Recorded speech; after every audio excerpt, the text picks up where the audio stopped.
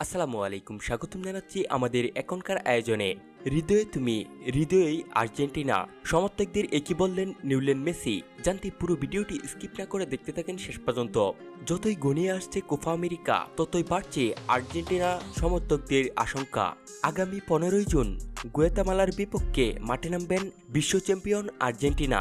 এই প্রস্তুতি ম্যাচের মাধ্যমেই শিরোপা জিতে নেবে আর্জেন্টিনা। কোপা আমেরিকাতে তাদের র্যাঙ্কিং থাকবে 1।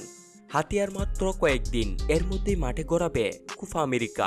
এই জন্য শেষ মুহূর্তে প্রস্তুতিতে ব্যস্ত দলগুলো। বর্তমান চ্যাম্পিয়ন আর্জেন্টিনাও ব্যস্ত সময় পার করছে তাদের প্রস্তুতি নিয়ে।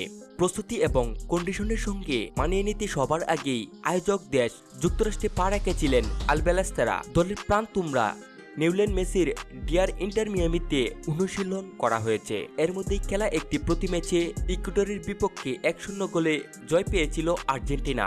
কোপা আমেরিকাকে নিয়ে মেসি বললেন, আমরা এখন পুরোপুরি প্রস্তুতি। আমরা কোপা আমেরিকার জন্য চূড়ান্ত স্কোয়াড ঘোষণা করে দিয়েছি। আমরা আগামী 22শে জুন উৎসবের মাধ্যমে কোপা আমেরিকাতে প্রথম ম্যাচ হিসাবে অংশগ্রহণ করব। সমর্থকদের প্রতি আমার একটাই চাওয়া, তারা যেন আমাকে উৎসাহ দিয়ে কোপা আমেরিকার শেষ পর্যন্ত আমাকে শিরোপা ধরে রাখতে সাহায্য করে।